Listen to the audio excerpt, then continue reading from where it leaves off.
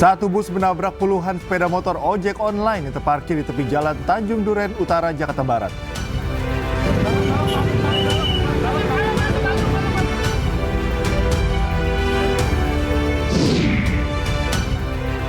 Presiden Prabowo buka-bukaan soal ciri negara gagal yang disebabkan kondisi tentara dan polisi.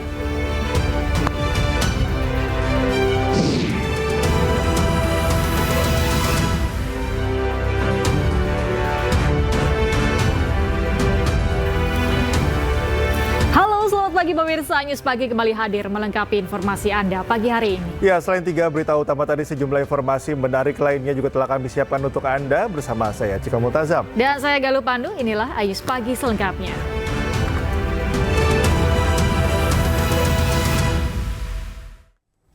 Kita awali informasi yang pagi hari ini pemirsa. Jajaran Polda Bali berhasil menangkap 1 dari 9 terduga pelaku penculikan dan perampokan terhadap seorang warga Ukraina. Terduga pelaku yang merupakan warga Rusia ditangkap di Bandara Ngurah Rai saat mencoba melarikan diri ke Dubai.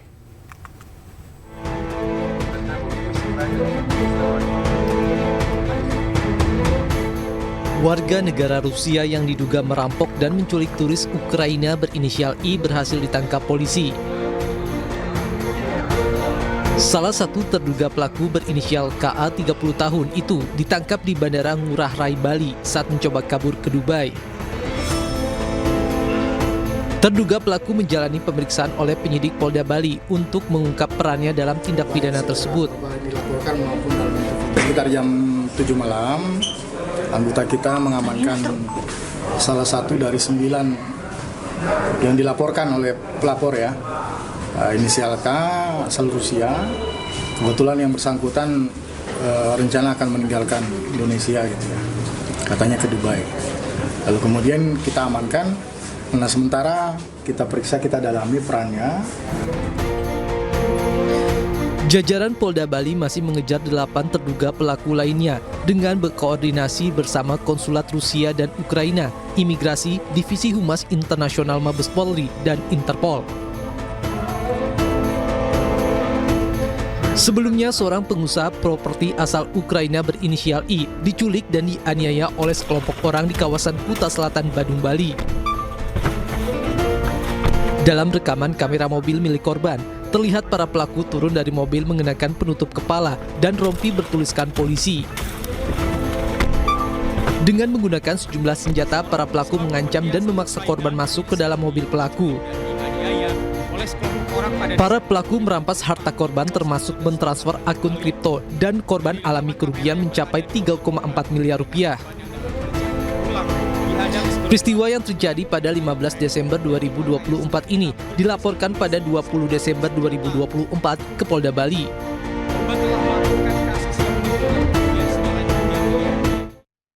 Diduga akibat cuaca buruk, kapal pesiar yang ditumpangi 2 pasangan WNA asal Australia mengalami kerusakan pada mesin. Keduanya terdampar dan telah diselamatkan oleh warga di Pulau Gili, Iyang, Sumeneb.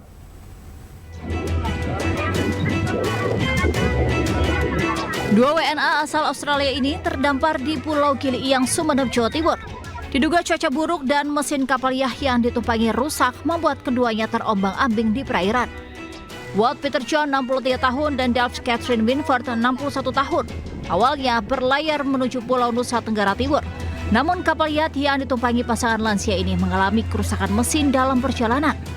Sempat terdampar di Laut Sumeneb, Walt dan Delph akhirnya diselamatkan warga di Pulau Gili, Iyang.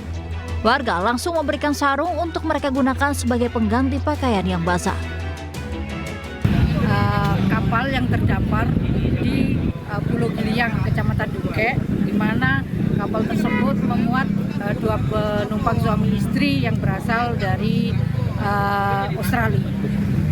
Dan saat ini kedua korban dalam keadaan selamat dibantu oleh warga. Kapal yacht milik turis ini sudah dievakuasi dan selanjutnya pihak kepolisian akan membantu menghubungi teknisi untuk memperbaiki mesin kapal. Dari Sumeneb, Madura, Jawa Timur, Faris Purnama, Ayus melaporkan. Sebuah bus menabrak puluhan motor ojek online yang terparkir di tepi jalan Tanjung Duren Utara, Jakarta Barat. Akibatnya, seorang pengemudi ojek online luka di bagian kepala dan dilarikan ke rumah sakit.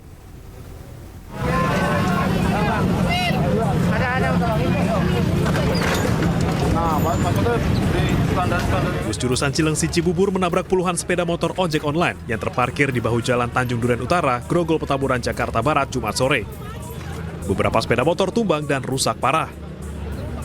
Selain itu, seorang pengemudi ojek online turut menjadi korban.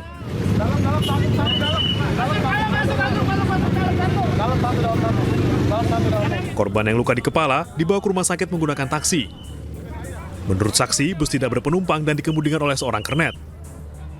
Diduga sang kernet belum mahir, sehingga bus tiba-tiba melaju kencang dan menabrak puluhan motor. Awalnya kan parkir di sini. Saya nggak tahu dong mobil itu jalan begini. Begini ngejejer, tahu kenapa itu sama keneknya, beli kenek katanya. Nabrak apa aja, Pak? Motor ini banyak, ngejejer. Ada korbannya nggak, Pak? Korban ada nih, bawa ke rumah sakit. Kekecet bemper. Kekecet bemper. Itu yang nabrak apa, Pak? Bilangnya sih keneknya. Bilangnya kenek tuh. Bisa nyopir apa nggak sih, Pak? Nggak tahu, saya nggak bilang. Kini kasus masih dalam penanganan Polsek Grogol Petamburan. Dari Jakarta, Miftahul Gani, iNews melaporkan. Diduga mengantuk dan ngebut, mobil milik seorang model ringsek usai menghantam gerobak dan pohon. Hasil tes urin menyatakan pengemudi negatif narkoba.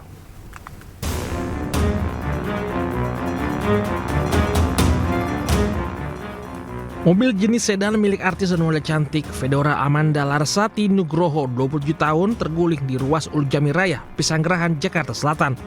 Sebelum terbalik, mobil ini menabrak gerobak dagangan warga serta pohon di bahu jalan. Menurut saksi lokasi, mobil yang kendari Larsati Nugroho melaju kencang dari arah Cipulir menuju Pesanggerahan, Jakarta Selatan. Namun pengemudi tiba-tiba hilang kendali hingga mobil pun oleng. Diduga ia mengantuk hingga kurang konsentrasi saat berkendara di jalan yang licin. Sementara hasil tes kandungan narkoba dalam urin Larsati Nugroho dinyatakan negatif. Lagi tidur, mendengar dari mobil dari arah sono kenceng banget. Tiba-tiba kebalik no mobil. Dari orang sekitar mendengar katanya itu udah dari jauh udah oleng. Nah, ya. Terus keserempet gerobak, habis gerobak langsung pohon. Guna penyelidikan lebih lanjut, kasus kecelakaan ini ditangani unit Laka Lantas Polres Metro Jakarta Selatan. Dari Jakarta, Helmi Sayangbati melaporkan.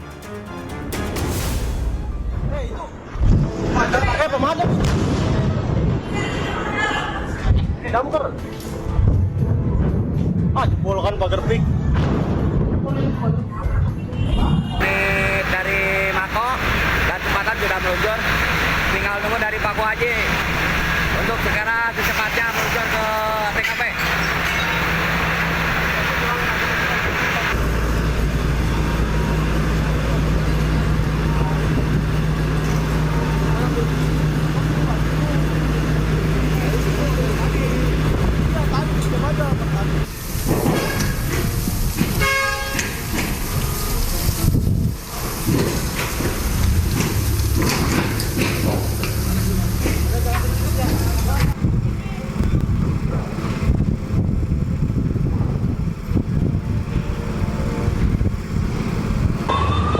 Izin Pusalop, api sudah mulai membesar, mohon bantuan untuk pos terdekat. Mohon izin Pusalop, untuk kondisi saat ini yang terbakar sudah 4 gudang. Anggota sedang proses memadamkan. Ini pos yang terdekat masih di mana ya? Ini udah ada perempatan yang ke pabrik seberang nih. Udah ada asap nih, udah merah. Tolong disegerakan, Pak. Unit diluncurkan dari Mako dan pos terdekat bantuan. Terima kasih, berhubung api sudah menjalar mana-mana dan angin sangat besar sekali. Terima kasih.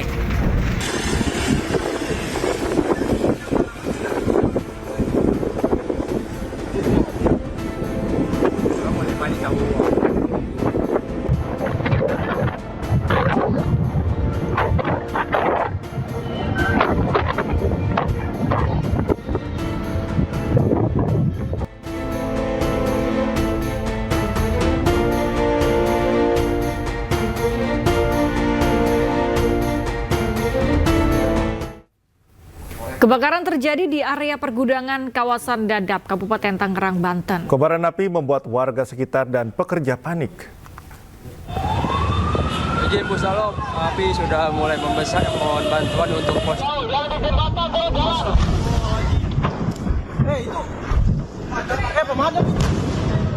Minta unit diluncurkan dari Mako dan Warga dan para pekerja panik saat kebakaran terjadi di area pergudangan kawasan Dadap, Kabupaten Tangerang, Banten. Kebakaran diduga terjadi pada pukul 11 Jumat siang tadi dari gudang bahan kimia yang ada di kawasan tersebut. Udah ada asap nih, udah merah. Ledakan ini. Jauh. Kebakaran terjadi sempat terdengar dentuman atau ledakan sebanyak 6 kali. Peristiwa kebakaran juga sempat direkam salah seorang penumpang sebuah maskapai beberapa saat sebelum pesawat yang ditombakinya mendarat. Tampak dari udara asap pekat membumbung tinggi hingga hampir mengenai pesawat.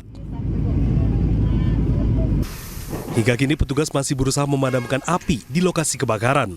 Sementara itu, belum ada informasi mengenai penyebab kebakaran maupun adanya korban jiwa. Dari Kabupaten Tangerang, Banten, Tim Liputan iJus melaporkan. Lalu seperti apa kondisi terkini kebakaran yang terjadi di area pergudangan di Dadap, Kabupaten Tangerang, Banten? Sudah ada rekan Salam Rahmat. Selamat pagi, Salam. Seperti apa kondisi terkini di lokasi kejadian, Salam? Ya, Cikal, Galuh, dan juga pemirsa, hingga saat ini proses pemadaman kebakaran yang terjadi di kawasan pergudangan Pantai Indah Dadap, Kabupaten Tangerang, Banten ini masih terus dilakukan, di mana dari petugas pemadam kebakaran dan juga BPBD setempat ini masih terus berjibaku untuk memadamkan api yang setidaknya ini sudah menjalar hingga di 13 gudang di tempat kami melaporkan saat ini.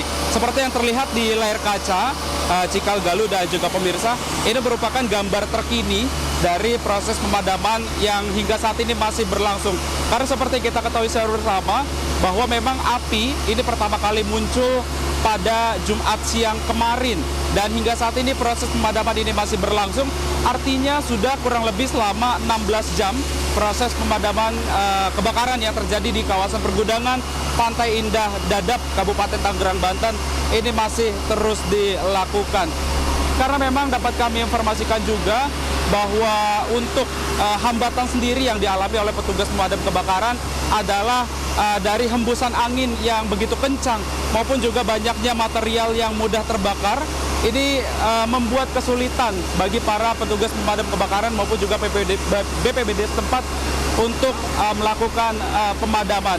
Dapat kami informasikan juga kepada Anda, Cikal, Galuh, dan juga pemirsa, meski demikian tidak ada korban jiwa dalam peristiwa ini, namun kerugian ditafsir mencapai miliaran rupiah tentunya. Dan dapat kami informasikan juga bahwa untuk penyebab pasti kebakaran ini belum bisa dipastikan apa penyebab kebakaran yang terjadi sejak Jumat siang kemarin ini. Cikal, Galuh. Salam, apakah berapa tim damkar yang dikerahkan ke lokasi? Apakah nantinya rencananya akan direncanakan ada penambahan tim di sana? Mengingat api masih cukup besar di sana. Ya, Cikal, Galuh, dan juga pemirsa, dapat kami informasikan juga bahwa informasi terakhir yang kami dapatkan bahwa memang untuk jumlah pemadam kebakaran sendiri yang saat ini masih bertugas untuk memadamkan api sebanyak kurang lebih 14 mobil pemadam kebakaran dengan 60 personil. Dapat kami informasikan juga bahwa memang dari tempat kami melaporkan saat ini merupakan titik aman atau juga titik batas paling akhir untuk melaporkan kejadian kebakaran di tempat kami melaporkan saat ini. Karena memang kalau kita lihat secara di belakang saya, ini memang kerap kali terdengar adanya suara letupan ataupun juga suara reruntuhan dari bangunan yang sudah mulai ambruk akibat akibat dari kebakaran yang terjadi sejak Jumat siang kemarin. Karena memang dapat kami informasikan juga bahwa untuk penambahan personil untuk memadamkan api, ini kami juga belum mendapatkan informasi lebih lanjut. Namun informasi terakhir yang kami dapatkan bahwa hingga saat ini ada sebanyak kurang lebih 14 mobil pemadam kebakaran dengan 60 personil ini diterjunkan untuk memadamkan api. Cikal, Galuh. Baik, terima kasih Salam atas laporan Anda. Selamat bertugas kembali.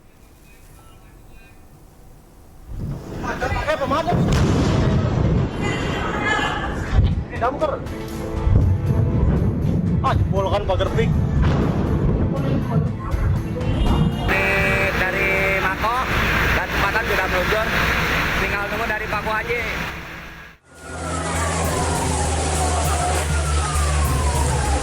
Kebakaran terjadi di kawasan permukiman padat penduduk di Jalan Camar 2 Sampit, Kelurahan Sawahan. Api pertama kali muncul pada Jumat pagi tadi. Akibatnya warga pun panik dan segera menelpon petugas pemadam kebakaran setempat. Kebakaran diduga berasal dari ledakan kompor gas di salah satu rumah warga, di mana penghuninya sedang berjualan di pasar. 1 jam setelah api berhasil dipadamkan, ternyata kebakaran kembali terjadi. Kali ini kobaran api menghanguskan 4 rumah di Jalan Mukhran Ali, Gang Delima Kuning Sampit. Petugas yang baru beristirahat kembali berjibaku memadamkan api selama 1 jam. Di lokasi ini kebakaran diduga akibat korsleting listrik. Hari ini tadi pagi di komplek Kamar 20 itu terjadi jam 7.25. Respon time kami 2 menit sudah di lokasi dan sudah selesai jam setengah 10 ya, 9.30 tadi ditelepon, sedang kami kumpul rehat, jadi kami segera ke sini sekitar 5 menit. Memang kita mengalami kesulitan karena di gang. Di sini namanya Jalan Mukhran Ali, Gang Delima Kuning. Tidak ada korban jiwa akibat kebakaran ini, sementara kerugian ditaksir mencapai miliaran rupiah. Dari Sampit, Kabupaten Kota Waringin Timur, Kalimantan Tengah, Nurmansyah, iNews melaporkan.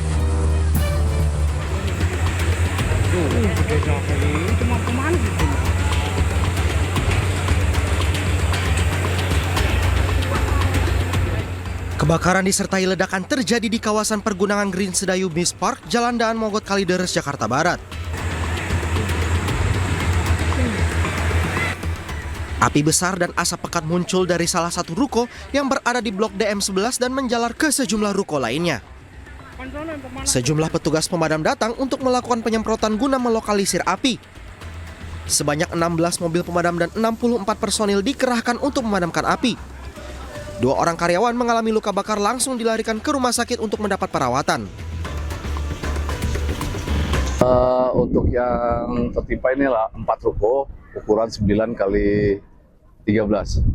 Kendalanya karena ini ruko lantai 2, 9 kali 13, gudang dalamnya banyak kardus, dan di dalamnya juga gudang pompa, mesin pompa, dan gudang kopi. Jadi dus-dus ini yang tumpukan ini yang mengganggu, menghambat untuk pemadaman penuntasan lebih cepat lagi. Untuk korban jiwa tidak ada. Untuk 2 luka ringan aja, bisa memadamkan luka ringan, sudah dalam penanganan dari rumah sakit. Belum dapat diketahui pasti penyebab kebakaran yang menghabiskan 4 ruko ini. Pihak kepolisian dari sektor Kalideres masih melakukan penyelidikan penyebab kebakaran. Dari Jakarta, Miftahul Gani, iNews melaporkan. Tim DVI Rumah Sakit Polri Kramat Jati Jakarta Timur kembali mengidentifikasi 3 jenazah korban kebakaran Glodok Plaza Jakarta Barat. Ketiga jenazah kemudian langsung diserahkan kepada pihak keluarga. 3 jenazah korban kebakaran Glodok Plaza Jakarta Barat berhasil teridentifikasi melalui DNA oleh tim DVI Rumah Sakit Polri Kramat Jati Jakarta Timur. Pihak Rumah Sakit Polri mengatakan 3 jenazah teridentifikasi merupakan wanita. Yang pertama atas nama Desti Eka Putri berusia 24 tahun, kemudian Karen Shalom Jeremiah berusia 21 tahun, dan Ade Aryati berusia 30 tahun. Dengan teridentifikasinya 3 jenazah, tim DVI telah mengidentifikasi 6 jenazah korban kebakaran. Saat ini tim DVI dan forensik masih mengidentifikasi terhadap kantong jenazah yang tersisa di ruang instalasi forensik. Sebelumnya, pihak Rumah Sakit Polri menerima 14 kantong jenazah dari peristiwa kebakaran Glodok Plaza. Jenazah yang berhasil teridentifikasi kemudian langsung diserahkan ke pihak keluarga masing-masing. Tim gabungan telah berhasil kembali mengidentifikasi 3 orang korban, sehingga sampai hari ini total telah ada 6 korban yang telah berhasil diidentifikasi. Diucapkan terima kasih kepada seluruh pihak yang telah membantu, termasuk pihak dari keluarga yang telah memberikan data-data antemortem yang sangat dibutuhkan. Jalan penghubung dua desa tertutup longsor usai hujan deras mengguyur Depok, Jawa Barat. Akibatnya akses jalan antar desa tak bisa diakses.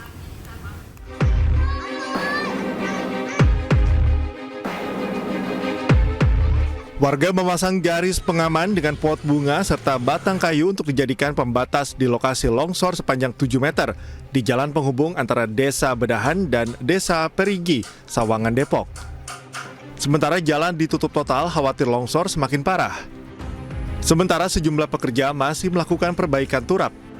Warga mengaku sangat khawatir akan terjadinya longsor susulan mengingat intensitas hujan masih tinggi di wilayahnya. Warga berharap pemerintah setempat bisa segera membuat tindakan antisipasi agar longsor susulan tak terjadi.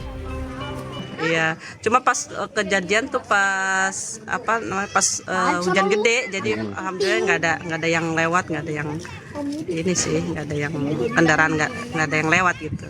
Nah, Ibu harapannya apa, Bu? Harapannya sih ya diperbaiki lah ya. Khawatir juga. Beruntung saat kejadian tidak menyebabkan korban, sementara pengerjaan turap juga terus dikebut agar tak ada longsor susulan. Dari Depok, Jawa Barat, Iyu Rizky, iNews melaporkan.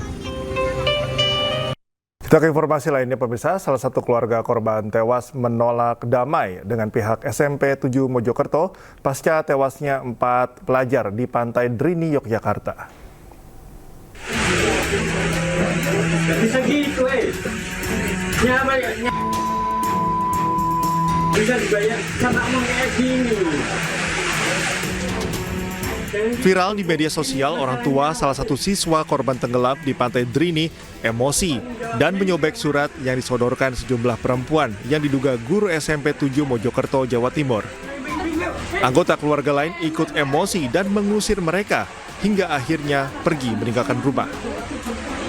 Orang tua korban, Yosef dan Istiqomah, diduga disodori tawaran damai agar keluarga tak melanjutkan kasus insiden tenggelamnya belasan siswa yang mengakibatkan 4 orang meninggal dunia di Pantai Drini, Yogyakarta. Menanggapi viralnya video ini, pihak Pemkot Mojokerto membantahnya. Menurut keterangan Pemkot, para guru yang datang ke rumah keluarga Yosef dan Istiqomah hanya untuk melengkapi data administrasi. Ana sing juara lawan iki wong piro? Di sing kesilep nih. Kae nek sing wis 12 kae. Kenter wong kenter doan. 7 orang dalam satu keluarga keracunan usai menyantap jamur liar di Kabupaten Garut, Jawa Barat. Seluruh korban dilarikan ke puskesmas terdekat.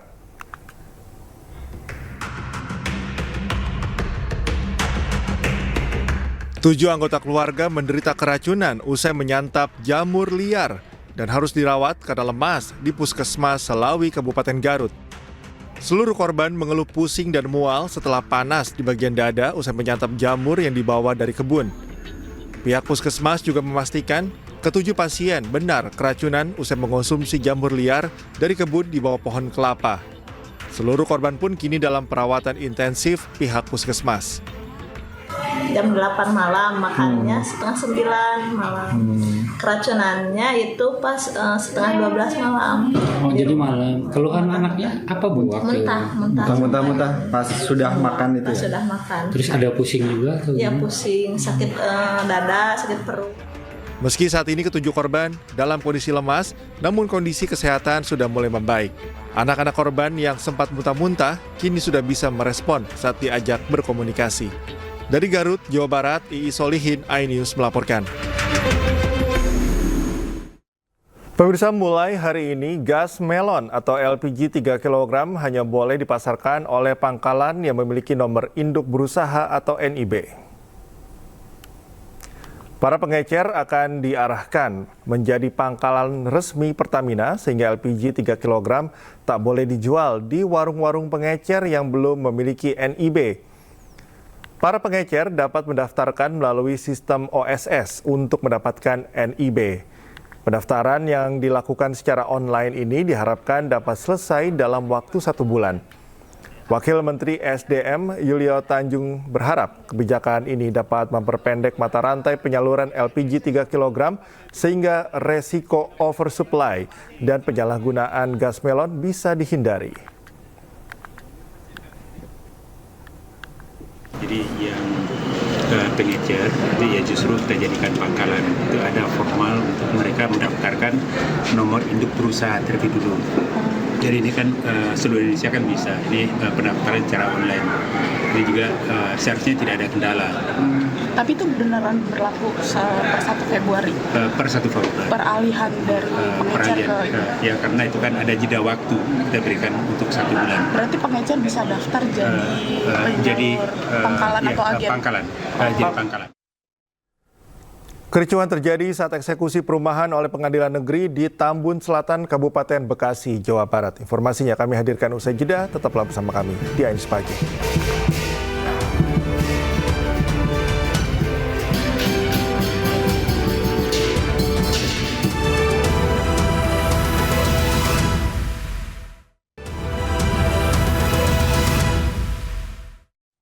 Pemirsa, kericuhan terjadi saat eksekusi perumahan oleh Pengadilan Negeri di Tambun Selatan, Kabupaten Bekasi, Jawa Barat. Para penghuni rumah menolak eksekusi dengan menunjukkan sertifikat kepemilikan tanah.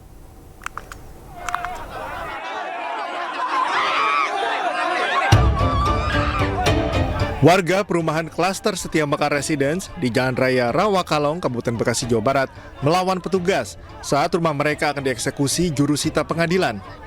Meski para pemilik rumah menunjukkan surat sertifikat kepemilikan tanah, penggugat dan petugas pengadilan menganggap surat yang mereka miliki tidak sah. Akibat ada penolakan dari penghuni klaster, proses eksekusi lahan berjalan alot hingga malam hari. Para pemilik rumah di perumahan klaster Setia Mekar mengaku sudah menempati rumah ini selama 3 tahun dan rutin membayar cicilan ke BTN. Usur, ya. Sementara harus tetap menyicil ke bank. Sementara saya harus nyicil ke bank. Kemarin saya tanya ke bank, legalnya aman, legalitasnya aman, sertifikat ini. Ya. Terus gimana saya? Apa yang saya pegang tinggal di negara ini? Kalau sertifikat juga masih begini. Iya, itu tadi di amar putusan itu. Jadi sertifikat lain itu sudah menyatakan tidak berkekuatan hukum lagi. Nah, jadi nomor sertifikat hamil nomor 325 itu yang sah gitu, atas nama kemauan eksekusi. Usai dieksekusi oleh jurusita Pengadilan Negeri Kabupaten Bekasi, penggugat langsung memasang pagar serta pelang di objek lahan yang dimenangkan. Dari Kabupaten Bekasi, Jawa Barat, Didit Junaidi, iNews melaporkan. Kesal atas perilaku oknum mafia tanah, warga di Labuan Bajo membongkar portal yang menutupi jalan menuju tanah mereka. Warga berharap permasalahan kepemilikan tanah di daerah destinasi pariwisata super prioritas yang diduga melibatkan mafia tanah mendapat perhatian dari pemerintah.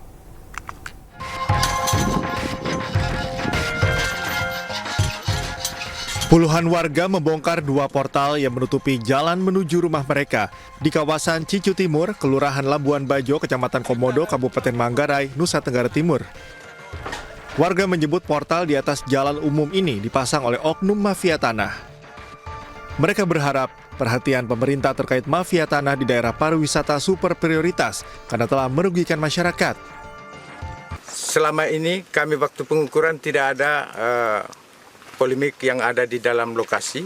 Ternyata sekarang ada pemasangan portal dan minta supaya pemerintah di pusat itu, Bapak Presiden Prabowo Subianto minta supaya tuntaskan mafia tanah yang ada di Manggarai Barat ini yang tidak punya kekuatan hukum. Dia punya tanah di dalam dan bersertifikat, ada 2 bidang gitu ya.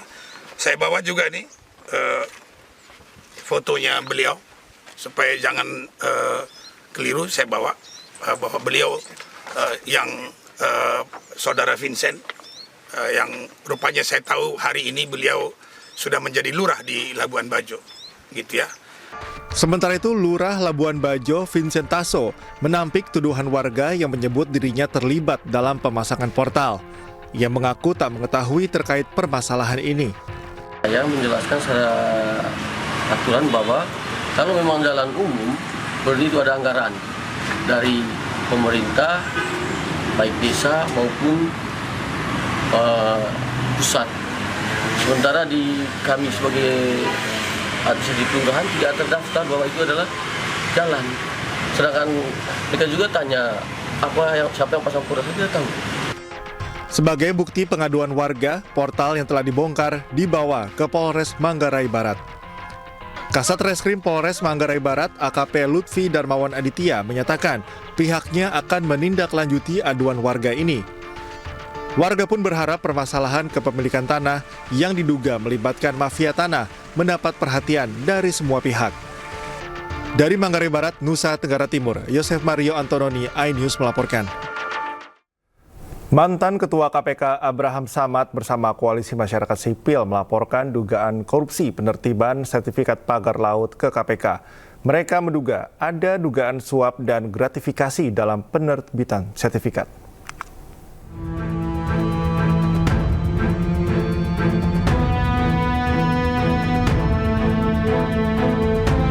Koalisi Masyarakat Sipil melaporkan dugaan korupsi penerbitan sertifikat pagar laut di Tangerang, Banten ke Komisi Pemberantasan Korupsi.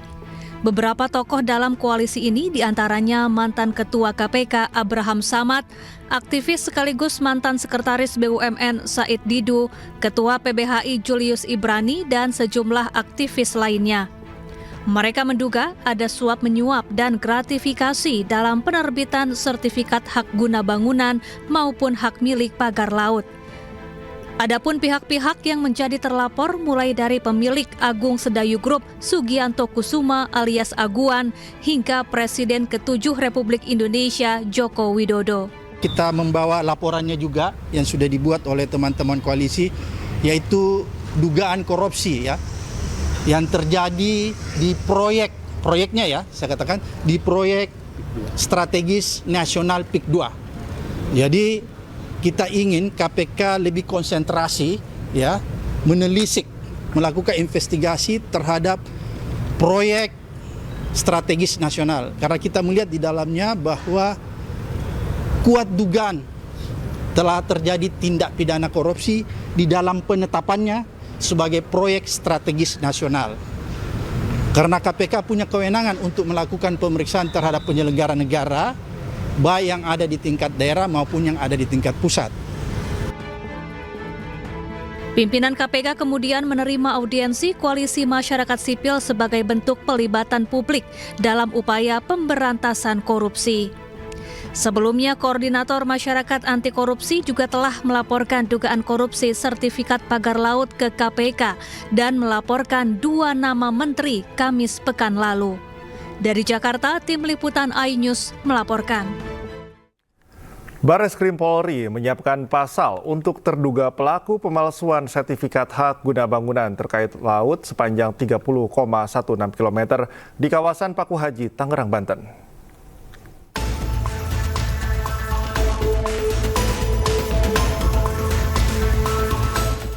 Sejak dimulainya penyelidikan dalam kasus pagar laut di Tangerang, Banten, Barreskrim Polri telah mengumpulkan barang bukti dan keterangan terkait terbitnya sertifikat hak guna bangunan yang saat ini telah dibatalkan oleh Kementerian ATR BPN. Ditemui di Mabes Polri pada Jumat sore, Dirtipidum Barreskrim Polri Brigjen Pol Juhandani Raharjo Puro mengatakan pihaknya telah menyiapkan beberapa pasal dalam kasus ini, yaitu pasal pemalsuan surat, keterangan palsu, penyalahgunaan wewenang, dan tindak pidana pencucian uang. Saat ini kami sudah melaksanakan penyelidikan dan semoga kita bisa mengungkap apakah ini juga merupakan tindak pidana yang kami duga, yaitu dalam hal ini kami sudah menyiapkan ataupun dugaan terkait pasal 263 KUHP, kemudian pasal 264 KUHP, dan kami juga menerapkan undang-undang pencucian uang. Selain itu, pihaknya juga telah berkoordinasi dengan Kementerian Kelautan dan Perikanan, Kementerian ATR BPN, dan Kejaksaan RI dalam proses penyelidikan kasus pagar laut sepanjang 30,16 km di kawasan Paku Haji, Tangerang, Banten. Dalam waktu dekat, pihaknya juga akan memanggil beberapa pihak untuk dimintai klarifikasi terkait penerbitan sertifikat hak guna bangunan yang telah dibatalkan oleh Kementerian ATR BPN. Di antaranya Lurah, pihak Kementerian ATR BPN, serta pihak Badan Pertanahan Nasional. Dari Jakarta, Rizky Falupi, iNews melaporkan. Sementara itu, Menteri Agraria dan Tata Ruang sekaligus Kepala Badan Pertanahan Nasional Nusron Wahid menyerahkan pengusutan unsur pidana yang diduga dilakukan anak buahnya ke aparat penegak hukum. Karena sudah tidak ada bidang tanahnya. Nah, karena itu yang bersangkutan sudah kita tetapkan untuk dijatuhin sanksi. Nah, karena produknya itu adalah produk tata usaha negara, KATUN, keputusan tata usaha negara, maka sanksinya adalah sanksi administrasi negara, yaitu adalah masalah dicopot dan sebagainya. Kecuali kalau di situ ada unsur-unsur mens rea. Misal dia yang bersangkutan terima suap, terima sogokan atau apa, itu baru masuk ranah pidana. Tapi tidak menutup kemungkinan dokumen-dokumen yang disajikan oleh pihak-pihak pemohon itu adalah dokumen-dokumen yang tidak benar. Misal dokumen palsu atau dokumen apa, nah itu mungkin bisa masuk dalam ranah pidana. Di ranah pidananya adalah pemalsuan dokumen. Nggak tahu aku, kalau itu saya nggak tahu. Ya, sepanjang pemeriksaan kita ya memang belum menemukan itu kalau di internal kita. Tapi kalau masalah suap dan tindak pidana yang lain kan sebetulnya itu bukan lagi kewenangan kementerian. Itu kewenangan APH kan. Bisa di polisi, bisa di kejaksaan, dan mereka APH hari ini. Presiden Prabowo Subianto buka-bukaan soal ciri negara gagal, salah satunya dari kondisi tentara dan polisinya. Untuk itu Presiden meminta TNI dan juga Polri untuk bertanggung jawab kepada rakyat Indonesia. Saudara-saudara sekalian, karena itu biasanya ciri khas negara yang gagal adalah tentara dan polisi yang gagal. Pernyataan ini disampaikan Presiden Prabowo Subianto dalam acara rapat pimpinan TNI Polri di Gedung Tribrata Dharma Wangsa, Jakarta Selatan, Kamis kemarin. Dalam acara ini, Presiden juga mengingatkan bahwa rakyat menuntut dedikasi tinggi dari setiap prajurit TNI dan Polri. Acara Rapim TNI Polri dihadiri 691 perwira tinggi dan perwira menengah TNI Polri. Rakyat yang menggaji saudara, rakyat yang melengkapi saudara dari ujung kaki sampai ujung kepala, rakyat yang memberi makan kepada tentara dan polisi, dan rakyat memberi kuasa kepada tentara dan polisi untuk memegang monopoli senjata. Kalau saudara berani memakai pangkat jenderal, artinya saudara harus yang pertama berani memberi nyawa saudara untuk kepentingan bangsa dan negara. Itu arti pangkat yang diberikan kepada saudara-saudara. Acara ini sekaligus sebagai momentum untuk memperkuat sinergisitas dan soliditas antara dua institusi. Tim Liputan iNews melaporkan. Pemirsa, KPK mengumumkan laporan harta kekayaan penyelenggara negara utusan khusus Presiden Pembinaan Generasi Muda Raffi Ahmad. Raffi diketahui mempunyai kekayaan yang mencapai lebih dari 1 triliun rupiah.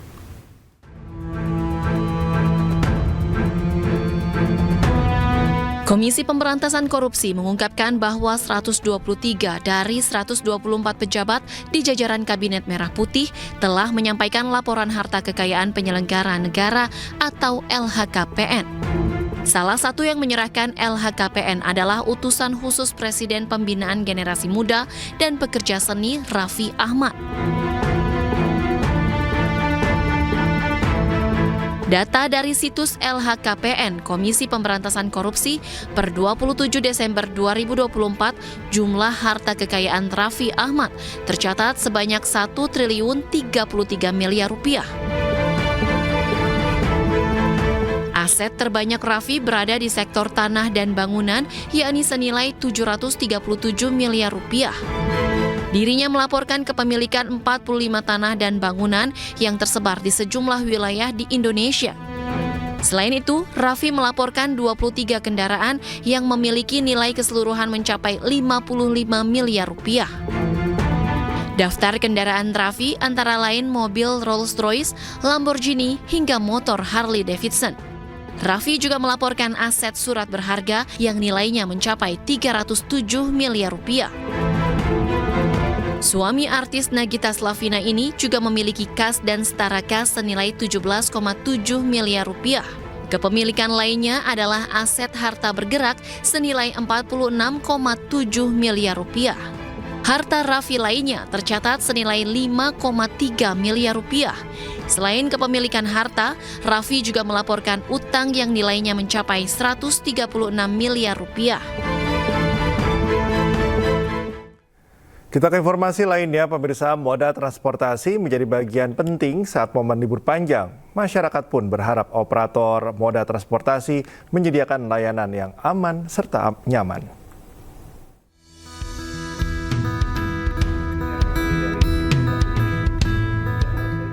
Sebagai salah satu layanan transportasi darat yang telah beroperasi selama puluhan tahun, Damri terus menjadi primadona bagi para pelanggan setia. Dengan layanan yang nyaman, tarif terjangkau, dan jangkauan rute yang luas, Damri tetap menjadi pilihan utama masyarakat untuk berpergian baik dalam kota maupun antar provinsi. Terbukti transportasi Damri selalu sukses dalam melayani para pelanggan setia di setiap momen penting, salah satunya libur panjang Nataru periode 2024-2025. Tercatat dalam penjualan tiket untuk seluruh segmen layanan di momen Nataru kemarin, tembus sebanyak 1 juta lebih pelanggan yang menggunakan transportasi Damri. Damri selalu berpartisipasi di mudik gratis. Kami biasanya sebagai koordinator ya di kalangan BUMN untuk mudik gratis. Walaupun pihak lain yang ditunjuk untuk lead, jadi transportasinya dari kami. Nah, sedangkan untuk CSR juga mungkin kami ada mudik gratis untuk masyarakat yang berada di sekitar Damri. Libur Nataru telah usai, Damri kembali menyiapkan sebanyak 1.200 armada dengan kapasitas 1,5 juta kursi untuk menyambut musim mudik Lebaran mendatang. Transportasi Damri nantinya juga akan kembali menggelar program mudik gratis bagi masyarakat. Program ini bertujuan untuk membantu para pemudik pulang kampung halaman dengan aman dan nyaman, sekaligus mendukung pemerintah dalam mengurangi kepadatan lalu lintas saat arus mudik. Dari Jakarta, Indra Setiabudi, Indra Okta, iNews melaporkan.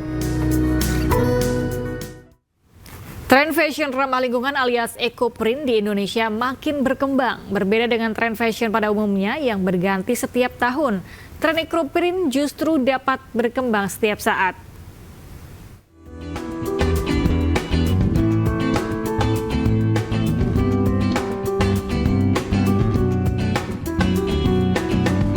Jika ada konsumen yang menyukai tren busana modern, maka ada pula masyarakat yang menyukai tren busana hasil dari teknik pencetakan alami yang dikenal dengan eco-print.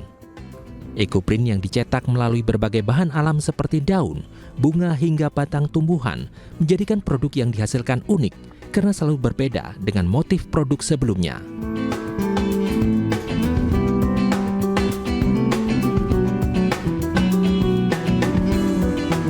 Bagaimana perkembangan eco-print dari tahun ke tahun? Menurut Isti, salah satu pebisnis eco-print, jika tren fashion modern akan berganti setiap tahun, maka tren fashion eco-print justru berganti setiap saat karena ide dari produk eco-print berdasarkan kreativitas pembuatnya.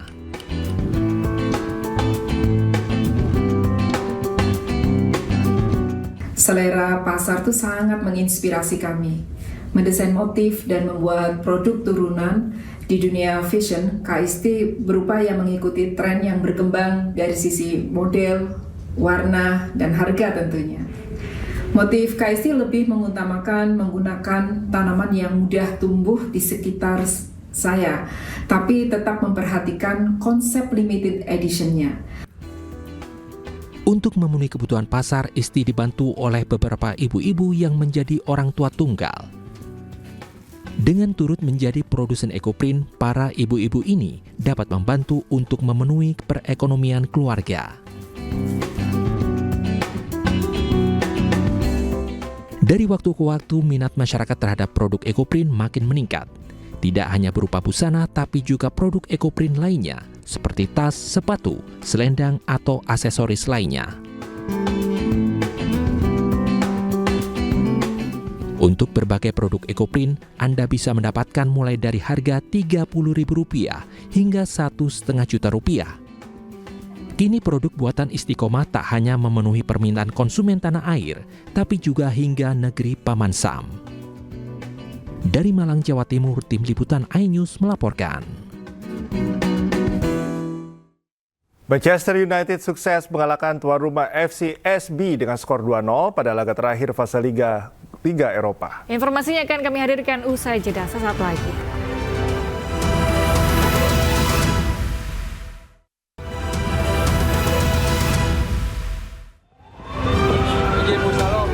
Kebakaran terjadi di area pergudangan kawasan Dadap, Kabupaten Tangerang, Banten.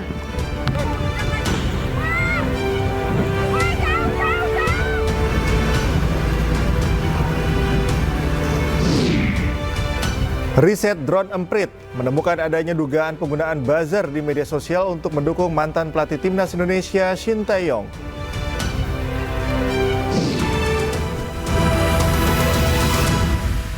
Kita ke informasi selanjutnya, pemirsa. Perdebatan diberhentikannya Shin Tae-yong sebagai pelatih Timnas masih berkembang di masyarakat. Bahkan dari riset Drone Emprit ada dugaan penggunaan buzzer di media sosial untuk mendukung STY.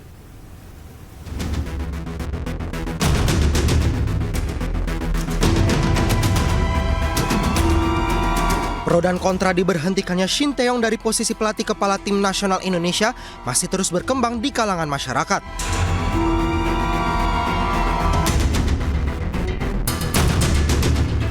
Menariknya, dari analisa Drone Emprit mengungkapkan temuan Shin Tae-yong didukung buzzer di media sosial.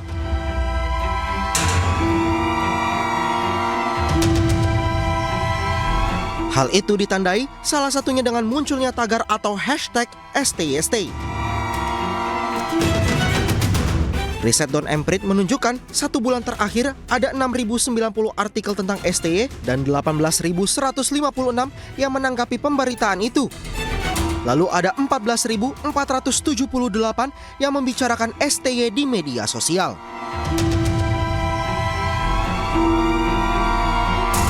Usai ramainya pemberitaan pemberhentian STY, tagar STY Stay dan tagar STY Out muncul secara masif di media sosial. Meskipun ada beberapa akun organik, namun tagar STY Stay dicurigai juga banyak akun bot yang sudah diprogram. Akun bot dicurigai digerakkan dengan narasi yang sama dan ditemukan buzzer-buzzer negara asing mendukung STY. Kalau melihat perbincangannya memang kelihatan kemudian pada klaster pendukung STY atau STY Stay ini, jadi perbincangan itu nggak murni semata didukung oleh akun-akun yang bot saja atau akun-akun yang organik saja, tetapi campuran dari keduanya. Akun bot di sini cukup masif memang, aktivitasnya hanya satu sih ya, mengamplifikasi, meretweet apa yang disampaikan oleh akun-akun lain yang mendukung STY. Selain itu tentu saja ada klaster perbincangan lainnya, ada klaster PSSI misalkan yang mendukung PSSI, lalu juga ada klaster pendukung Timnas yang katakan siapapun pelatihnya, STY, Kluivert atau lainnya, yang penting Timnas bisa berlaga dengan baik ke depannya. Itu yang paling penting. Jadi jika dikatakan apakah STY menggunakan bot, saya kira ada keterlibatan bot di sana, meskipun tidak terlalu signifikan, karena itu sudah menjadi isu nasional ya, STY pada waktu itu. Hal senada disampaikan founder Football Institute, Budi Setiawan, yang menyampaikan dari riset membuktikan dugaan tagar STY menggunakan buzzer dan digunakan untuk kepentingan di luar sepak bola.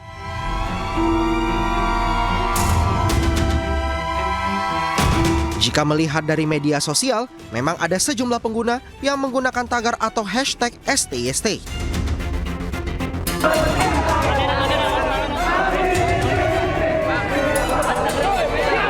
Meski begitu, saat Shin Tae-yong pulang ke Korea Selatan pada 26 Januari lalu, ribuan supporter mengantarnya di Bandara Internasional Soekarno-Hatta, Tangerang, Banten. Yang pasti temuan ini menambah dimensi baru dalam perdebatan mengenai diberhentikannya Shin Tae-yong, dan tampaknya hal ini masih akan berlanjut di ruang digital.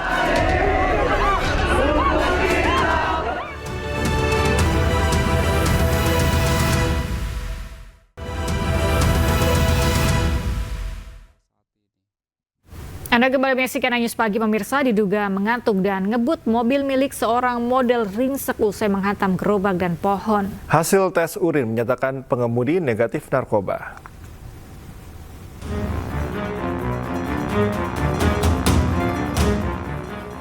Mobil jenis sedan milik artis dan model cantik Fedora Amanda Larsati Nugroho 27 tahun terguling di ruas Uljami Raya, Pesanggerahan, Jakarta Selatan. Sebelum terbalik, mobil ini menabrak gerobak dagangan warga serta pohon di bahu jalan. Menurut saksi lokasi, mobil yang kendari Larsati Nugroho melaju kencang dari arah Cipulir menuju Pesanggerahan, Jakarta Selatan. Namun pengemudi tiba-tiba hilang kendali hingga mobil pun oleng. Diduga ia mengantuk hingga kurang konsentrasi saat berkendara di jalan yang licin. Sementara hasil tes kandungan narkoba dalam urin Larsati Nugroho dinyatakan negatif. Lagi tidur, mendengar dari mobil dari arah sono kenceng banget, tiba-tiba kebalik ke mobil. Dari orang sekitar mendengar katanya itu udah dari jauh udah oleng. Nah ya. Terus keserempet gerobak, habis gerobak langsung pohon. Guna penyelidikan lebih lanjut, kasus kecelakaan ini ditangani unit Laka Lantas Polres Metro Jakarta Selatan. Dari Jakarta, Helmi Sayangbati melaporkan.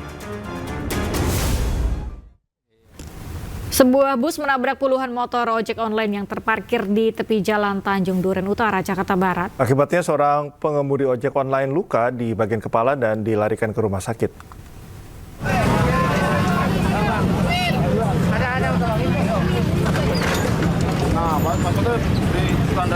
Bus jurusan Cilengsi Cibubur menabrak puluhan sepeda motor ojek online yang terparkir di bahu jalan Tanjung Duren Utara, Grogol Petamburan, Jakarta Barat, Jumat sore. Beberapa sepeda motor tumbang dan rusak parah. Selain itu, seorang pengemudi ojek online turut menjadi korban.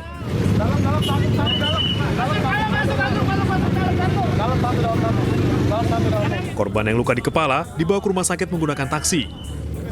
Menurut saksi, bus tidak berpenumpang dan dikemudikan oleh seorang kernet. Diduga sang kernet belum mahir, sehingga bus tiba-tiba melaju kencang dan menabrak puluhan motor.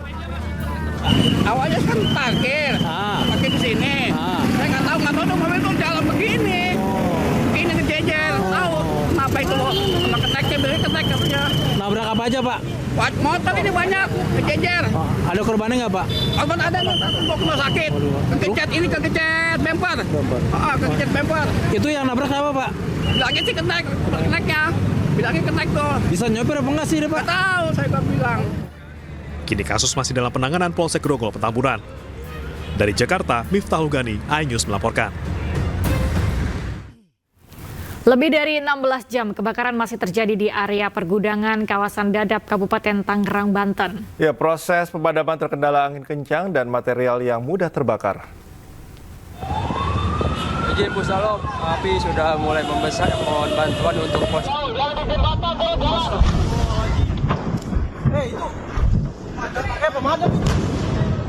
Minta unit diluncurkan dari Mako dan Warga dan para pekerja panik saat kebakaran terjadi di area pergudangan kawasan Dadap, Kabupaten Tangerang, Banten. Kebakaran diduga terjadi pada pukul 11 Jumat siang tadi dari gudang bahan kimia yang ada di kawasan tersebut. Udah ada asap nih, udah merah. Ledakannya. Kebakaran terjadi sempat terdengar dentuman atau ledakan sebanyak 6 kali. Peristiwa kebakaran juga sempat direkam salah seorang penumpang sebuah maskapai beberapa saat sebelum pesawat yang ditumpanginya mendarat. Dan pemirsa, seperti apa kondisi terkini kebakaran yang terjadi di area pergudangan Dadap, Kabupaten Tangerang, Banten? Sudah ada rekan kami Salam Rahmat di sana. Halo, selamat pagi Salam. Bagaimana kondisi di sana saat ini? Ya, Cikal, Galuh, dan juga pemirsa, hingga saat ini proses pemadaman kebakaran yang terjadi di kawasan pergudangan di Pantai Indah Dadap, Kabupaten Tangerang, Banten ini masih terus dilakukan, di mana dari sejumlah personil dari pemadam kebakaran maupun juga BPBD setempat ini masih terus berjibaku untuk memadamkan api yang sekiranya ini sudah api sudah menjalar hingga di 13 gudang di kawasan tempat kami melaporkan saat ini. Seperti yang terlihat di layar kaca, memang saat ini api ini masih membumbung tinggi begitu, dan dapat kami informasikan juga bahwa memang api untuk pertama kali muncul pada Jumat siang kemarin, yang artinya ini sudah memasuki 17 jam lamanya api ini masih terus membumbung tinggi dan juga masih terus terbakar begitu ya di kawasan gudang di kawasan Pantai Indah Dadap, Kabupaten Tangerang, Banten ini. Dapat kami informasikan juga kepada Anda, Galuh, dan juga pemirsa, bahwa memang hembusan angin yang cukup kencang maupun juga banyaknya material yang mudah terbakar ini menyebabkan kesulitannya dari proses pemadaman yang berlangsung sejak pukul 12 siang hari kemarin hingga saat ini api juga belum bisa dipadamkan. Dapat kami informasikan juga kepada Anda, Galuh dan juga pemirsa, bahwa memang dapat kami dari pantauan kami di lapangan begitu ya, kami juga sempat mendengar adanya suara letupan dari dalam bagian TKP kebakaran ini maupun juga reruntuhan dari tembok-tembok yang sudah mulai runtuh akibat terbakar dari api yang sudah berlangsung sejak siang hari kemarin.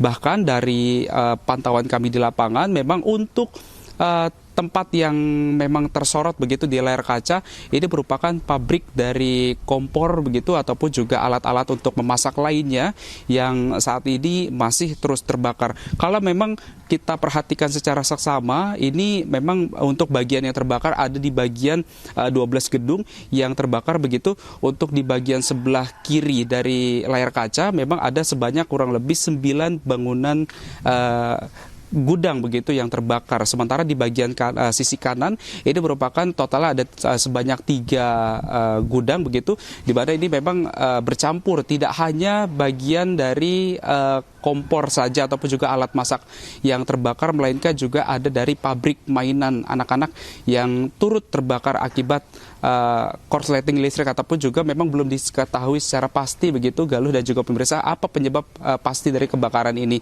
Dapat kami informasikan juga kepada Anda, Galuh dan juga pemirsa, bahwa meskipun kebakaran ini terjadi cukup besar, namun tidak ada korban jiwa dalam peristiwa ini maupun juga kerugian, memang untuk kerugian material ini ditafsir mencapai miliaran rupiah. Dan dapat kami informasikan juga bahwa memang Galuh dan juga pemirsa, saat ini untuk jumlah total pemadam kebakaran yang masih terus melakukan proses pemadaman begitu, ada sebanyak kurang lebih 5 mobil pemadam kebakaran dengan 30 personil di dalamnya untuk terus berjibaku untuk memadamkan api di kawasan tempat kami melaporkan saat ini. Cikal, Galuh. Baik, salam. Terima kasih melaporkan langsung dari Dadap, Tangerang, dan selamat bertugas kembali.